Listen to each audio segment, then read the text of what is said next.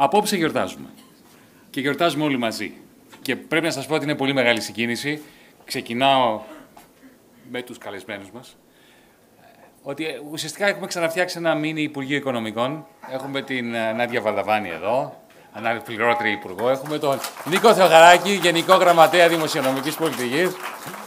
Έχουμε τον Δημήτρη από το διπλανό Υπουργείο. Έχουμε τον Κώστα Ίσιο. Πού είσαι, βρε Κώστα, δεν σε βλέπω. Κάπου εδώ είναι, δεν τον βλέπω. Ανάτος. Γεια σου, σύντροφε. Τι ακριβώς όμως γιορτάζουμε, θα ρωτήσει κάποιος. Να το θέσω λίγο διαφορετικά. Την 28η Οκτωβρίου τι γιορτάζουμε? Γιορτάζουμε κάποια μεγάλη νίκη? Όχι.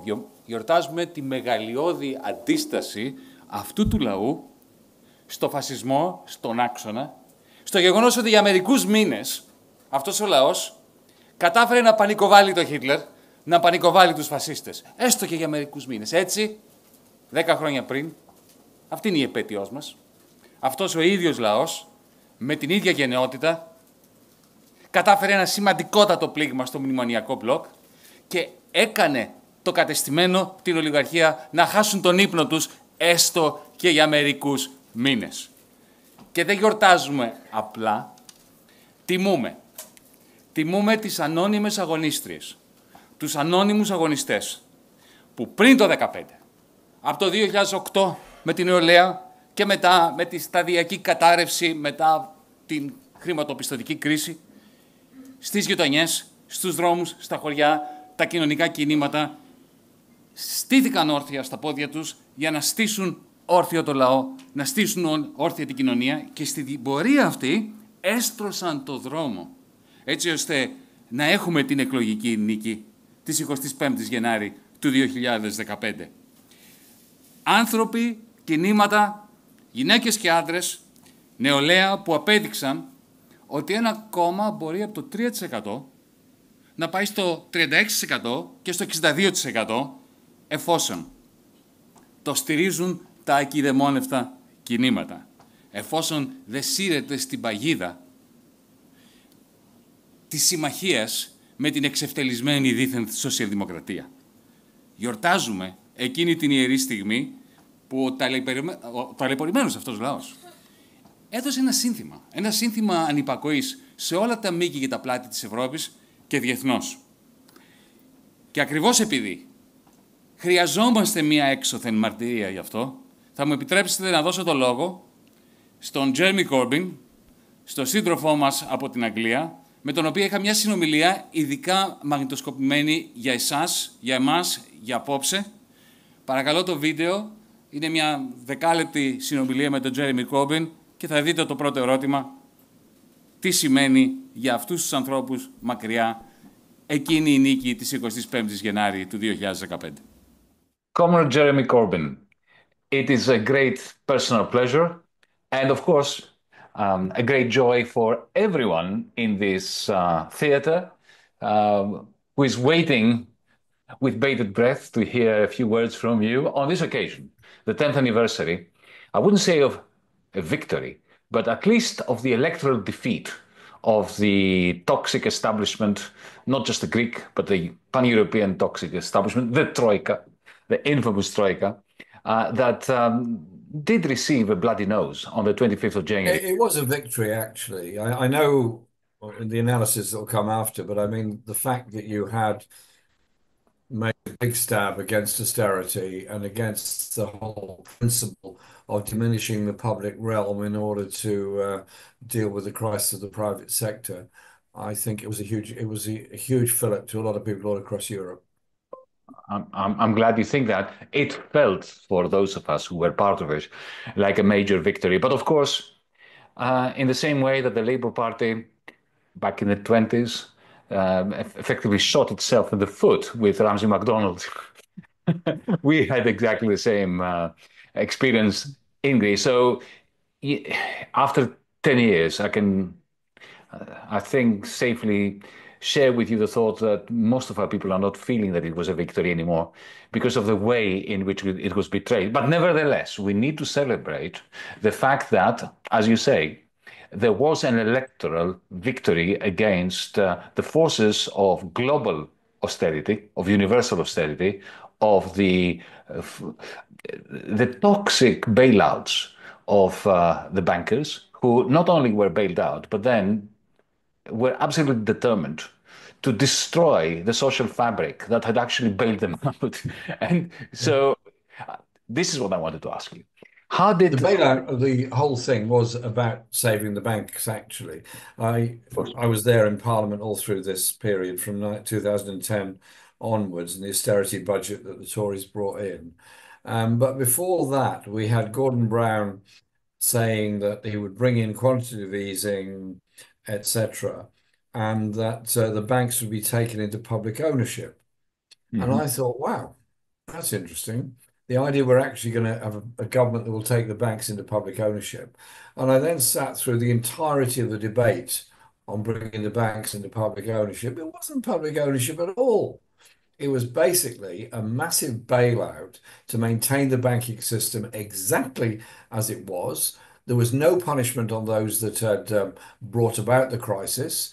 And the banks were then, bit by bit, and some still being done, returned to the private sector fully intact. The way I put exactly the same point is that they didn't just save the banks, they saved the bankers. And that was a crime against society by Gordon Brown, by the whole of the European cabal, by Obama, for that matter. And it's not necessarily given under capitalism, because, as you know, in 1992, when the Scandinavian banks went under, the bankers were not saved. The banks were saved, but not the bankers. In 1998, in South Korea, they didn't save the bankers, they saved the banks. And in Iceland as well. And in Iceland. So here in Europe, both in your country, in our country, across Europe, they saved the bankers. And here in Greece, it was far, far worse, Jeremy, because not only did they save the bankers, but they destroyed what was left of the social fabric. And they are doing it to this day. Let me give you just one number, 1 million. 1 million homes are being auctioned off as we speak by the vulture funds that have inherited the mortgages of these people as a result of what happened in 2010, and in the end also our final defeat in 2015, because our government won the election in January 2015 but didn't see through what we were essentially being given a mandate by the people of Greece to carry out. But allow me, because we are marking that occasion. How did that victory of ours, ephemeral victory, but nevertheless significant, poignant victory, how did that register in your circles, in your mind, in the mind of our comrades in the United Kingdom? Oh, massively, actually, because we were opposed to what a lot of what the Labour government had done in 2008, 9, 10. And so we then moved into the Tory government, the coalition government, Liberal Democrats and Tories, from 2010 to 15. Brutal levels of austerity and further privatisation, including Royal Mail at that time, the whole postal delivery system. And we were obviously opposing it, but all the Tories kept doing was saying the whole crisis is the fault of Labour when they were in government before. Then 2015 came along. Your success in exposing what austerity meant was very important.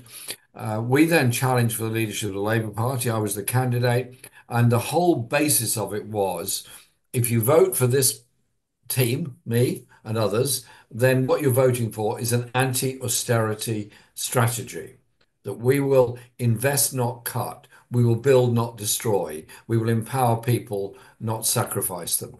And we won that leadership election. I was then challenged a year later, and we won it by even more. We got 250,000 votes in the first election. A year later, that had increased to 300,000 votes of Labour Party members and supporters. And then we came into the referendum, and then we came into the 2017 general election, when we achieved the highest vote for Labour this century, more than 12 million votes across the country. The establishment didn't like this. They thought we were getting too popular and too effective, and they started a lot of personal attacks on me, attempting to isolate me from our comrades and supporters. And what they also did was manage to divide and encourage the right in the Labour Party to continue their undermining and attacks on us. And then we went into the 2019 election, which we were forced into, and we still got a higher vote than Labour has achieved in 2024. We still got a higher vote than been achieved by Gordon Brown or Tony Blair in previous elections in 2019, despite, because of the first past the post system, losing quite heavily. So what's now happening is there's a growing left movement in this country that came together supporting the postal workers, the rail workers, the teachers, particularly in the recent industrial actions. And in Parliament, a group of us were elected as independents. We've just come from Parliament where we've been considering the implications of the ceasefire that may or may not happen over this weekend. But it does mean we need new voices. And so we're bringing together all the independents all around the country. And through the Peace and Justice Project, we have produced a lot of campaigning material. We produced a number of books, and we're doing campaigning on what we call the 5 big demands, which are essentially peace and anti-poverty demands in our society. So we're standing up against the, this is one of our books. Indeed, you would recognize it because you took part in it. You wrote part of it, so thank you very much, all those that took part in this book. It exposes the power of the arms trade. We are part of and so are you, part of a global movement for peace, for justice, but also to oppose the rise of the far right and racism across Europe. Progressive International. You think the far right in Spain, the far right in France, the far right in Germany, far right in Austria, far right in Italy, far right in Hungary, far right in Greece. They make the most appalling, abominable, ludicrous statements about the alleged problem of refugees and asylum seekers in our society. The conservative parties are then frightened for their base, so they move to the right to support a new political dimension. And in doing that, they then leave a space in the centre. The socialist parties then all move a bit with their language to assuage this demand from the far right about asylum seekers and refugees. And what's left? A disenfranchised, underrepresented working class that's absolutely a prey to the simplistic, dangerous message of the far right, be it AfD in Germany, be it Reform Party in Britain, National Front in France, whatever it happens to be called, or in your case, you had Golden Dawn, all making these simplistic messages.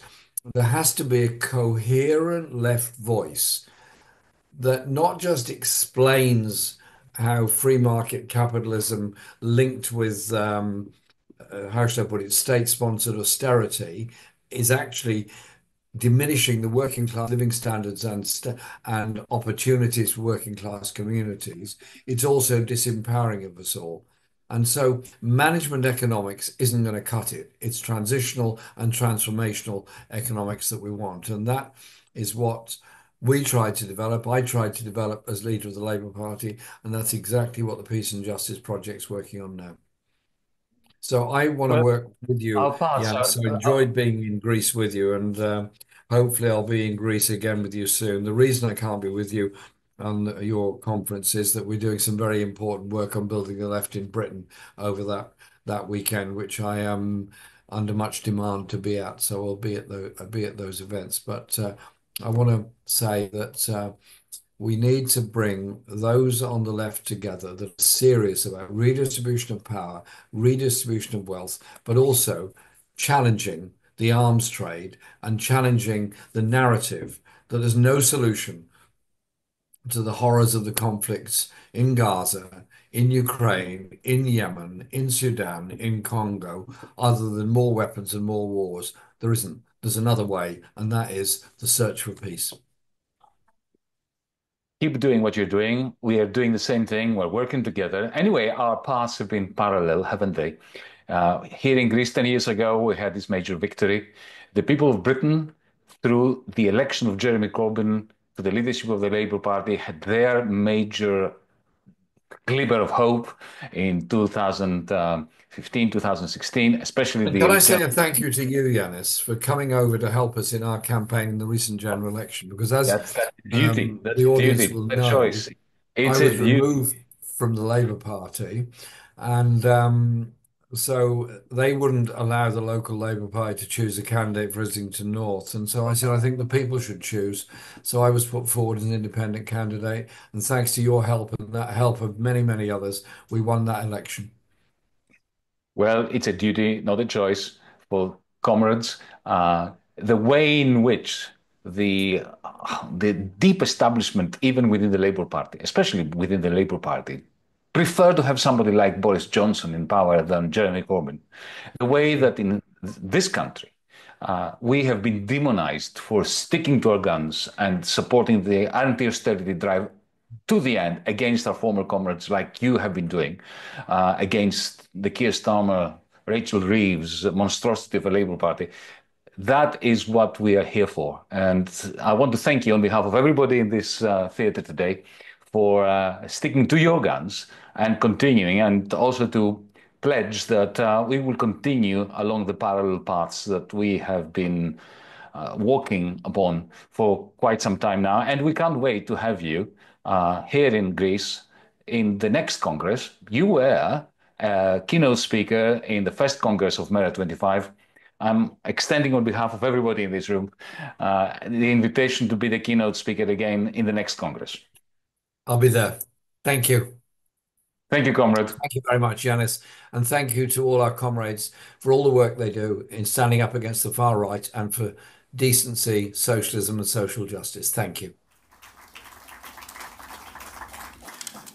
Για να μείνω λίγο ακόμα στην Αγγλία, θέλω να σας θυμίσω την Μάργαρετ Θάτσερ, η οποία όταν ρωτήθηκε από μία δημοσιογράφο ποιο ήταν το μεγαλύτερο σας επίτευγμα, κυρία Θάτσερ, την ρώτησαν.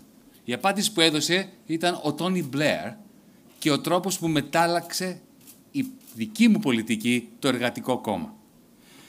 Έτσι και η Τρόικα.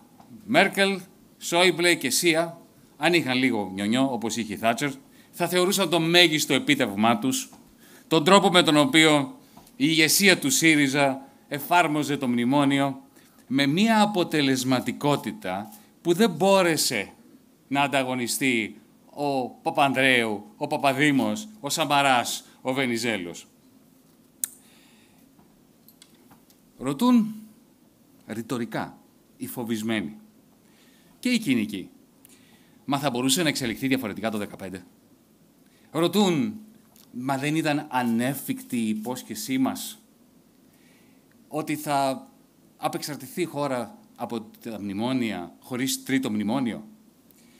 Και βέβαια ήταν εφικτό.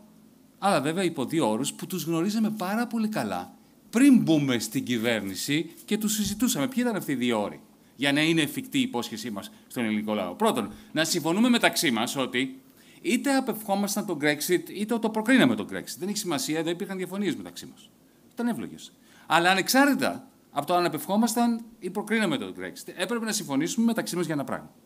Ότι το τρίτο μνημόνιο ήταν η χείριστη κατάληξη, όχι το Brexit. Ο δεύτερος όρος, για να μπορεί να είναι εφικτό αυτό που υποσχεθήκαμε στον ελληνικό λαό, ήταν η αποφασιστικότητά μας, η συμφωνία μεταξύ μας, που νόμιζα και νομίζαμε ότι υπήρχε, ότι τη στιγμή που η Τρόικα θα άρχισε να χρησιμοποιεί τα όπλα της εναντίον μας, που ξεκίνησε να το κάνει ακόμα και πριν από τις εκλογές του Γενάρη, έτσι, εμείς δεν θα διστάζαμε να χρησιμοποιήσουμε τα δικά μας όπλα. Και ρωτάνε, μα ποια όπλα είχαμε? Δύο. Βασικά, είχαμε κι άλλα. Αλλά τα βασικά. Πρώτον, το πυρηνικό μας όπλο. Με το που πας να μας κλείσεις τις τράπεζες, σου κουρεύουμε, Ευρωπαϊκή Κεντρική Τράπεζα, τα ομόλογα των 27 δισεκατομμυρίων που ήταν στο ελληνικό δίκαιο, ήταν έτοιμο στο σιρτάρι μου το υπουργικό διάταγμα με το οποίο μπορούσε να γίνει το κούρεμα, με μία υπογραφή, καθόλου νόμιμο, ελληνικό δίκαιο, κάτι το οποίο θα απέτρεπε, δεν θα επέτρεπε στον Τράγκη και στην Κεντρική Τράπεζα να αγοράσει τελικά ομόλογα, δηλαδή να διασώσει την Ιταλία. Πρώτο όπλο. Το δεύτερο όπλο ήταν η μετατροπή του TaxisNet σε σύστημα πληρωμών και του κάθε αφημί, του κάθε πολίτη, της κάθε πολίτης, σε ουσιαστικά τραπεζικό λογαριασμό. Κάτι το οποίο θα ήταν μια κίνηση που θα μας εξασφάλιζε χρόνο, ρευστότητα και ομιγέννητο θα ήταν η βάση για το εθνικό νόμισμα. Συνεπώς, συνοδοιπόροι, συντρόφοι σε συντροφή, η ρήξη δεν απέτυχε. Απλά δεν έγινε ποτέ. Αμαχητή προσχώρηση βιώσαμε το 2015. Αμαχητή προσχώρηση. Ούτε επώδυνος συμβιβασμός, ούτε ήττα. Δεν ήταν Βάρκιζα. Η Βάρκιζα ήρθε μετά από τα Δεκεμβριανά, από μάχες. Μπορεί να ήταν λάθος η Βάρκιζα, αλλά ήταν προϊόν μιας μάχης που δόθηκε. Το 2015 δεν δόθηκε καμία μάχη. Δεν μας επέτρεψαν να χρησιμοποιήσουμε τα όπλα μας. Οπότε, να είμαστε ξεκάθαροι. Δεν θα επιτρέψουμε σε κανέναν να κρύβεται πίσω από σαθρά επιχειρήματα τύπου «Μα δεν είχαμε εντολή για Brexit». Δεν απειλούσαμε εμείς με Brexit. Η Τρόικα απειλούσε με Brexit. Ακούστε τα Euroleaks. Φαντάζεστε κυβέρνηση να παραδίδεται μετά από εισβολή ξένου στρατού με το επιχείρημα ότι δεν είχε στις προηγούμενες εκλογές εντολή για πόλεμο? Δεν θα επιτρέψουμε, συνεχίζω, σε κανέναν να κρύβεται λέγοντας ότι «Μα δεν ήμασταν έτοιμοι για την μετά, ίσως και το ευρώ ή την Τρόικα εποχή». Καλά σωρολογούμε. Ήταν ποτέ έτοιμο ένα μεταεπαναστατικό σύστημα διακυβέρνησης πριν την Επανάσταση? Και είναι λόγος αυτός να μην γίνει καμία επανάσταση επειδή δεν ήταν όλα έτοιμα, φτιαγμένα, κατασκευασμένα πριν την Επανάσταση, πριν τη ρήξη? Αφήστε που τα κινήματα, όπως μας είπε η Ρο και μας είπαν και άλλοι, τα κινήματα ήταν έτοιμα. Ήταν έτοιμα να βάλουν μπρος την κοινωνική αλληλεγγύη στις γειτονιές, στα χωριά, στις πόλεις. Το έκαναν έτσι κι αλλιώς. Δεν ήταν κάτι που θα έκαναν. Το έκαναν και θα το έκαναν βέβαια με πολύ μεγάλο ενθουσιασμό μετά το 62%, αν τους επιτρεπόταν. Δεν τους επιτράπηκε. Αυτά τα κινήματα από την ηγεσία τότε στάλθηκαν σπίτι τους κακήν κακός και δεν ξαναβγήκαν ποτέ. Και το πιο γελίο. Γιατί υπάρχει και κάτι που είναι απλά γελίο. Για να δικαιολογήσει η ηγεσία την αμαχητή προσχώρησή της στο μνημονιακό μπλοκ, προτίμησε, αντί να παραδεχτεί ότι αυτό έκανε, προτίμησε να αυτοχαρακτηριστεί ηλίθια, λέγοντας ότι είχε ψευδαισθήσεις και ότι ήταν ανέφικτο αυτό που είχε προτείνει στον ελληνικό λαό. Έτσι όμως απαξίωσαν ολόκληρη την αριστερά, στην Ελλάδα, στην Ευρώπη, διεθνώς, και κατέληξαν σήμερα να σέρνονται στην αγκαλιά μιας εξευτελισμένης σοσιαλδημοκρατίας, με μοναδικούς ωφελημένους, τους ολιγάρχες και βεβαίως στην ακροδεξιά, όπως μας είπε και ο Τζέρεμι. Ναι, συνοδοιπόροι, μόνο η αντίσταση δεν είναι μάταιη. Κάτι που τις μέρες αυτές το αποδεικνύει με μεγάλο φόρο αίματος καθημερινά ο Παλαιστινιακός λαός. Θα περάσουμε σε ένα δεύτερο βίντεο. Εγώ προσωπικά νιώθω πολύ μεγάλη χαρά που υπάρχει αυτό το βίντεο, γιατί είναι όπως θα δείτε, μια συνομιλία μου, πάλι το περασμένο Σαββατοκύριακο, πάλι μόνο για αυτή την εκδήλωση σήμερα, με έναν άνθρωπο, μια γυναίκα, μια νομικό, που αυτή τη στιγμή σηκώνει όλο το βάρος του Παλαιστινιακού ζητήματος στα διεθνή φόρα, στον ΟΗΕ, στα διεθνή δικαστήρια, την Φραντσέσκα Αλμπανέζε, την ραπορτέρ, την επίσημη ανταποκρίτρια του Οργανισμού Ηνωμένων Εθνών για τα Παλαιστινιακά εδάφη. Παρακαλώ να το παρακολουθήσουμε. Well, Francesca Albanese, the United Nations Rapporteur on Palestine, it is not only a personal pleasure to be talking to you today, but I want to convey on behalf of our ΜέΡΑ25 friends and members that are watching this, their appreciation, our joint appreciation for everything you've been doing so courageously over months and months of this unfolding genocide, which will stigmatize humanity for so many years. So thank you on behalf of everyone, not just on my behalf. Let me ask you, we are having this conversation now, less than 24 hours after the announcement, finally, of an agreement between Hamas and Israel to effect a ceasefire. What are your feelings about this? I don't know. I don't know. Really, I'm still processing it. I feel so happy to see the Palestinians cheering, especially the kids, looking forward to the return of a peaceful normalcy. This is on the one hand. I also know that for many Israelis, this is the end of a nightmare. But is it going to be the end of the nightmare for the Palestinians? For the Palestinians, first of all, we are talking of the Palestinians in Gaza, and people saying, I was listening to the outgoing president of the US saying, oh, now the Palestinians can return to their homes, to their life. Yeah. Where have you been for the past 15 months, President Biden? For many of them, there are no more houses. And for many of them, the houses, whatever, even the rubbles, will be empty. The entire family, hundreds and hundreds of families have been exterminated. And again, the genocide has happened. I don't know how you feel, Yanis, but something. I say that, but I'm still processing what it is. Something has broken this year. Again, this was not a war. This was a genocidal war.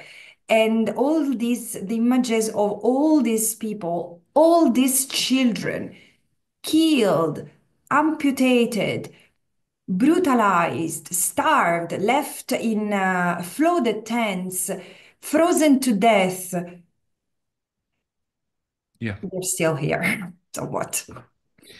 Well, a whole population has been placed on death row for the first time since the Second World War. But there is also another dimension. I just had word from the West Bank that settlers under the cover of the IDF are attacking villages now, as we speak. Yeah. And this is not a ceasefire in Palestine. It's a ceasefire only in Gaza, from how I understand it.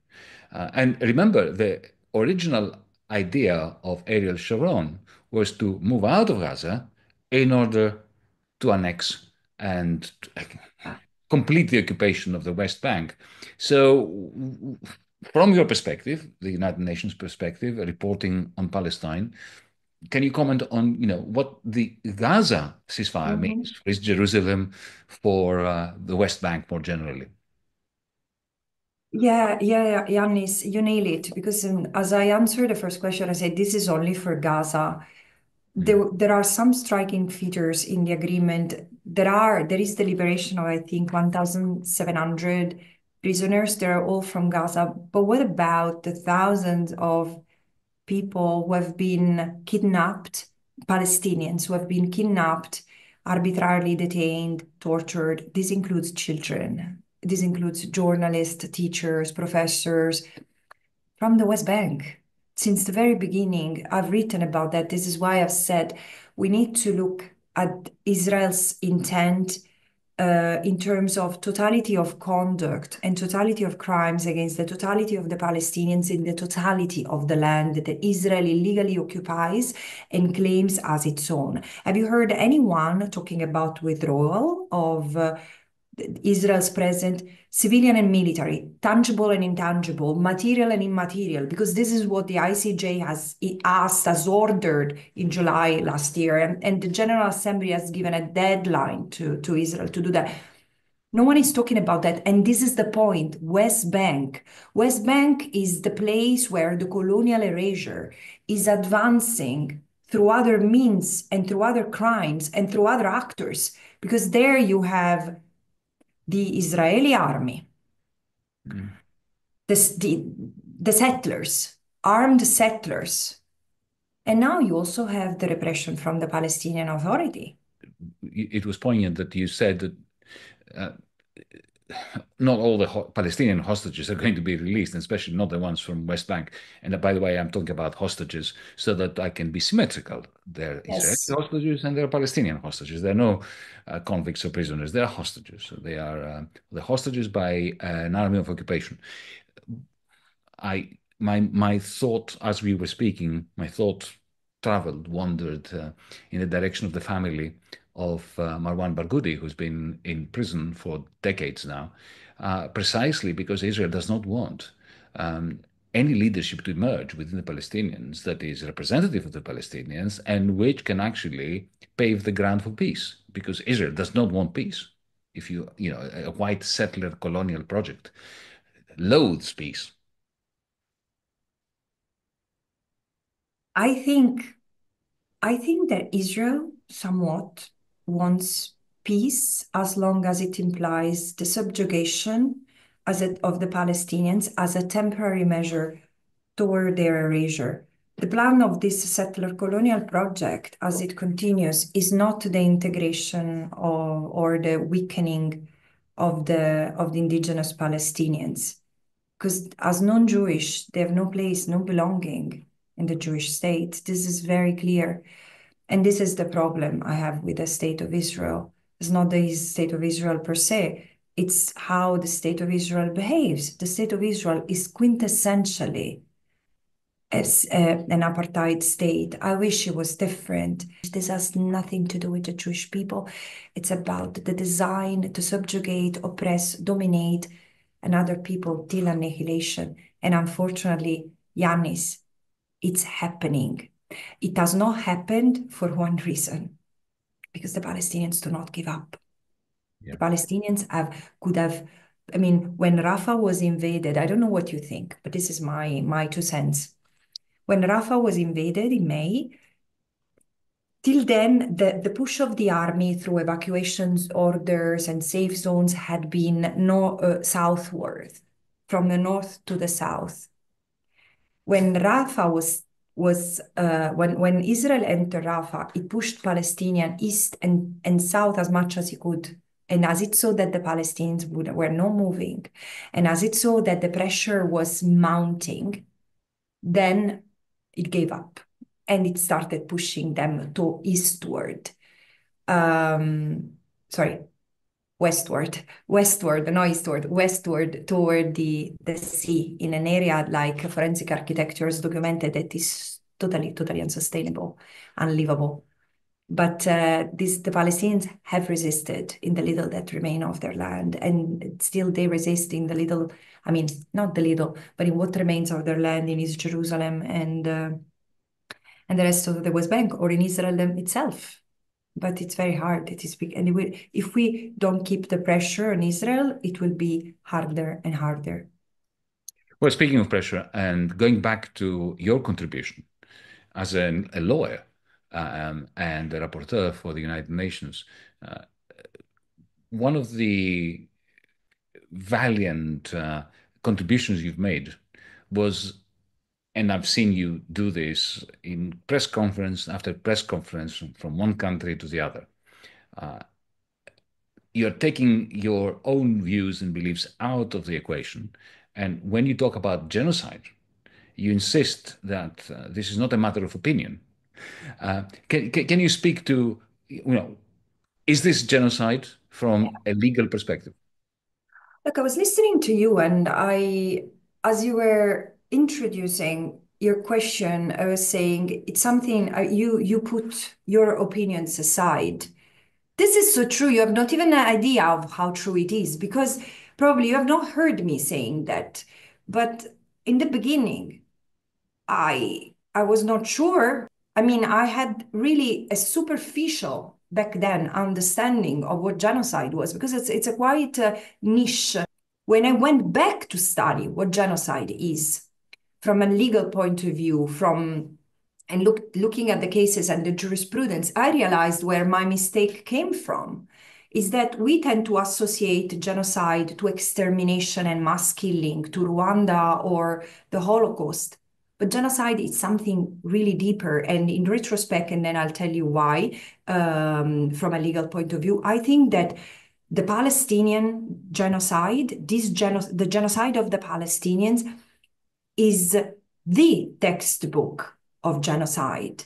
As Ras Sigal had really brilliantly put it, because it's what the conceiver of the term genocide had in mind: the settler colonial genocide, erasure of a people, annihilation of a people, which doesn't mean killing them all.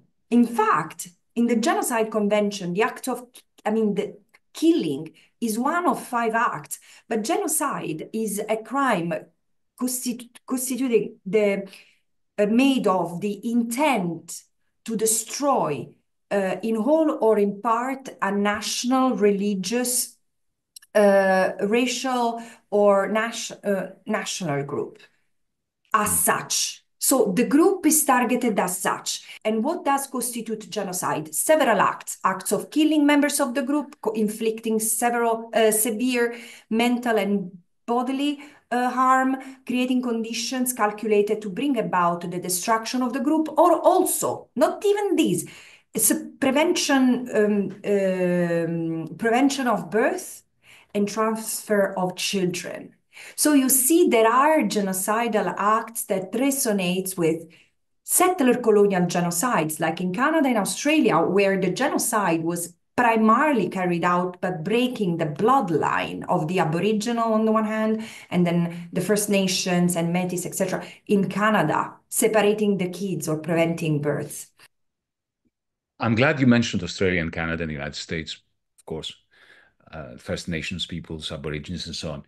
Because recently I was in a debate with a passionate defender of Israel's right to implement genocidal policies.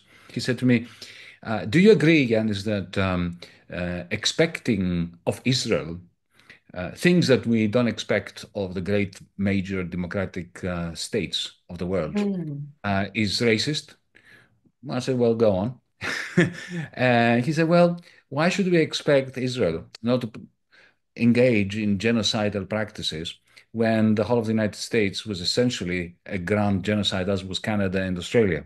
The point, the vile point, is that what do we expect of the Anglosphere in particular, or Germany? Think of what Germany did in Namibia, right? I mean, or Belgium in the Congo, they practice genocide.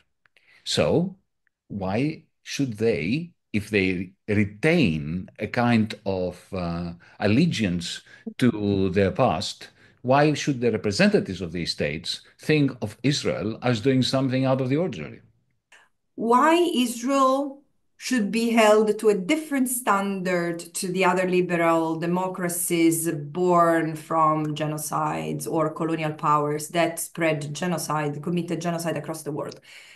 Several answers. First of all, because after 1948, the world enacted a legal framework which prohibits genocide. So what was permitted in 1913 or in the 15th and 16th century is clearly prohibited today, and it's prohibited to a point that genocide is to be prevented, stopped, and punished. So Israel can commit genocide, and in fact, it has committed genocide. But now it will have to face the consequences. You report to the General Secretary, the Secretary General of the United Nations, to the United Nations. What is your sense of the manner in which your reports, and of course, what we see on our screens every day, is affecting the atmosphere both within the Security Council and the General Assembly of the United Nations? And finally, would it make any difference if the United Nations admitted the state of Palestine formally in its ranks? So what kind of difference my reports are making? Well, my reports to the Human Rights Council and the General Assembly produce a response that reflects the state of the world. In the sense, there is a fierce opposition by a small number of countries, very, very small, no more than 5, open opposition. And then the rest from the West, of course, Israel and 4 of his best allies, closest allies. Then there is sort of silence, silent appreciation, happy that I said those things, but not courageous enough or not enabled enough because of lack of representation to be able to say that, or just for political convenience, which is another good number of states in the West, the abstainers. And then there is the absolute majority of member states who support my work, who express admiration, and who take those words, the recommendations that I make seriously. But the point, Yanis, is that the world is still not equal. The world is still made of certain powers who have more influence on the international system than others, and have still the capacity to pivot and to, I wouldn't say to manipulate, but to turn the system upside down when it plays out or it tries to protect interests that are not in line with the I would say the imperialist interests of some. This is so in the UN there is not in the Security Council, this is the reality. The Security Council is has been so far paralyzed, largely paralyzed by or slowed down by the veto of the United States, by the United States. However, would the situation be different had the United Nations and the Security Council formally recognized Palestine's membership as, I mean, Palestine as a member, full member of the United Nations? I think so for one reason, because had we got there, it would have been because of a profound conviction and motivation of member states that this was a cause worth fighting for. So while we still have many Western states who do not recognize Palestine out of hypocrisy, because it makes no sense whatsoever from a legal point of view, from a political, ethical point of view, but still do not want to upset Israel and the United States. So it means that fundamentally, there are member states in the United Nations who have been preaching for 30 years about the two-state solution, but it has been just kicking the can in the air, because when it takes like a little effort more and more coherence and more compliance with international law to walk the talk, they step back. So this is the world we live in. One last question, because I know you're busy and you have to rush to other things. The elephant in the room, which I wasn't going to mention actually. Which one? Donald Trump, of course. He's just about to move into the White House. We know what he did in the period 2016 to 2020. Yeah. He was more Zionist than Netanyahu in his actions. But I was stunned a few days ago when I saw that he retweeted or reposted on his own Twitter, Truth Social, a talk by a good friend and colleague of mine, Jeff Sachs, who was referring to Netanyahu as a son of a bitch who has been instrumental in essentially hoodwinking the United States State Department and the Pentagon into his never-ending wars, essentially damaging very substantially the United States, both economically and in terms of its image around the world, especially in the global south. That was what Jeff Sachs was saying. And the Donald actually reposted that. And I was stunned. Any comments? Any thoughts about what we should expect now that there is a change of guard in the White House? Well, take my comment with a grain of salt, because I'm not a political analyst, but as someone who has followed the damage that the Trump administration has made to the Palestinians with the recognition of Jerusalem as a capital of Israel, with the tsunami, as I called it back in 2017, that he provoked against UNRWA. So I'm cognizant that, especially with the kind of government, the administration that he has prepared to start in a few days, chances that the rights of the Palestinians will be anywhere near to the heart of the presidents are very slim, if absent. However, while the Palestinians will not be a priority, what I've learned, what I've seen this year is that there is a difference between Israeli Zionist or Zionists in general and the Uber colonizer that we have in Israel at the moment, like the settler-led movement, which is in the government, Yanis.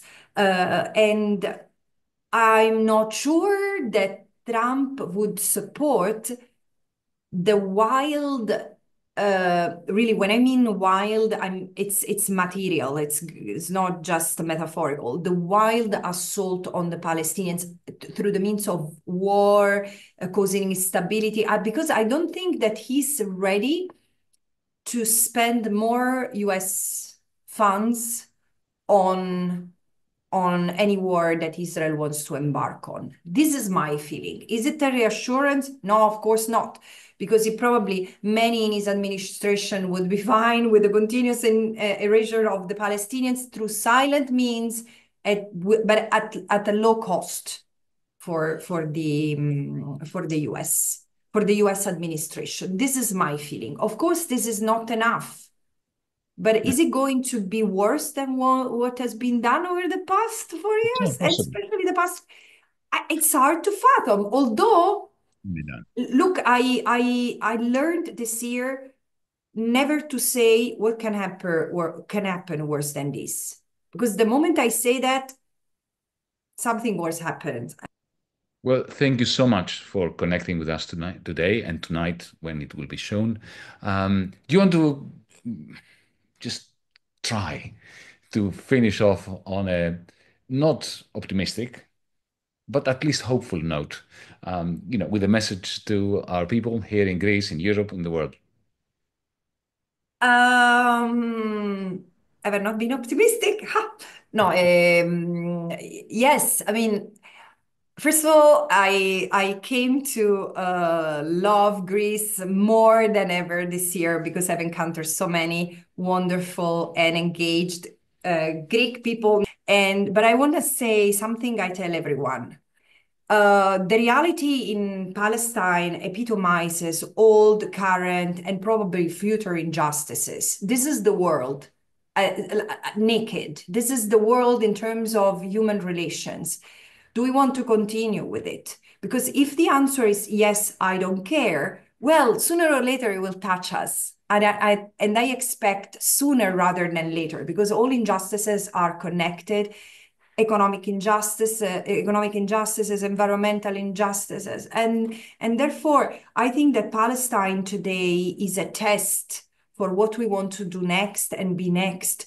So staying silent and inactive should not be an option. And remember that justice starts at home. So go after your policymakers, go after the businesses, the charities, the banks, see where your pension funds go, because there is nothing. And I'm telling you, because this is what I'm working on at the moment. The matrix, the economic and financial matrix that underpin the occupation and with all the crimes that are part of it would not be possible without the contribution of each of us. And when I say each of us, I mean it. Well, Francesca Albanese, thank you so much for being with us. Not very optimistic. Oh, no, I think this is a greatest source of hope. The notion that for as long as we breathe, we struggle, because nothing else is fun in this life. Succumbing to despair and succumbing to inhumanity does not contribute to a happy existence. So, no, I consider the way in which you concluded the most hopeful contribution you could have made, at least during this conversation. You have a lot more to do, and once more, our appreciation, our collective appreciation, and best wishes. Thank you so much. Stay strong. Keep fighting. Bye-bye. Έχω μια μικρή καλή είδηση που είναι σημερινή. Δεν είναι από το προηγούμενο Σαββατοκύριακο. Την επόμενη Παρασκευή, 31 του μήνα, με τον Τζέρεμι και την Φραντσέσκα και αντιπροσωπεία από το Progressive International θα είμαστε με φυσική παρουσία στη Χάγη, όπου θα ξεκινήσει το The Hague Group, το group της Χάγης, το οποίο θα αποτελείται από υπουργούς, εκπροσώπους της κυβέρνησης βεβαίως της Νότιας Αφρικής, της Ναμίμπια, της Μαλαισίας, της Μπελίζ και άλλων χωρών, και ουσιαστικά είναι, αν θέλετε, μια μορφή άσκησης πίεσης μέσα στη Χάγη, στο κέντρο του νομικού πλαισίου της Ευρωπαϊκής Ένωσης, του Συμβουλίου της Ευρώπης παγκοσμίως.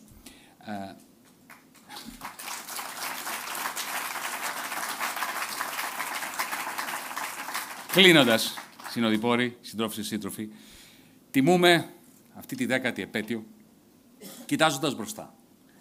Δεν κοιτάζουμε μόνο πίσω. Γι' αυτό η σημερινή εκδήλωση ουσιαστικά εγκαινιάζει τη συνδιάσκεψή μας. Αύριο και μεθαύριο θα δουλέψουμε με πολύ συγκεκριμένα ερωτήματα, γιατί δεν αρκεί το όχι, δεν αρκεί η ανυπακοή, είναι αναγκαία, δεν είναι ικανή συνθήκη. Για να γίνει και ικανή συνθήκη πρέπει να μπορούμε να απαντήσουμε σε συγκεκριμένα ερωτήματα. Αύριο και μεθαύριο θα ασχοληθούμε με αυτά, για να σας δώσω ένα παράδειγμα ή μερικά παραδείγματα, πώς θα κοινωνικοποιηθεί ακριβώς ο τομέας της ενέργειας. Πώς θα ανασυνταχθεί η αγροτική παραγωγή χωρίς την κοινή αγροτική πολιτική, η οποία έτσι κι αλλιώς φθήνει, λόγω Ουκρανίας. Πού θα βρεθούν τα κεφάλαια χωρίς ιδιωτικοποίησης και χωρίς τον μπακτολό από τα ΕΣΠΑ, από τα ταμεία ανάκαμψης και όλα αυτά. Πώς διανοούμαστε το σοσιαλισμό με συνεργατική αυτοδιαχείριση αντί για καρτέλ και κρατισμό. Το συνταξιοδοτικό πώς θα το χρηματοδοτήσουμε. Ναι, η αντίσταση δεν είναι ποτέ μάταιη, αλλά για να έχει αποτέλεσμα απαιτεί σχέδιο. Τόσο για το σήμερα, όσο και για το αύριο, όσο για την επόμενη δεκαετία. Γι' αυτό βάζουμε το στόχο μας, ένα σχέδιο για την Ελλάδα του 2035. Γι' αυτό, τούτο το Σαββατοκύριακο, έχουμε τη συνδιάσκεψη του ΜέΡΑ25. Αυτό είναι το καθήκον του ΜέΡΑ25, στο πλαίσιο της ενωτικής μας πρωτοβουλίας για την ανατρεπτική οικολογική αριστερά, με τους συμμάχους μας της ΛΑΕ, της ανταγωνιστικής αριστεράς, τους ανυπότακτους ανένταχτους, μια συμμαχία που πρέπει να μεγαλώσει. Μια συμμαχία που πρέπει να αποτελέσει το θεμέλιο ενός νέου ξεκινήματος που το 2035 θα μας επιτρέψει να κοιτάμε πίσω και να πούμε ότι η παρακαταθήκη του 2015 δεν πήγε χαμένη. Σας ευχαριστώ πάρα πολύ. Συνεχίζουμε.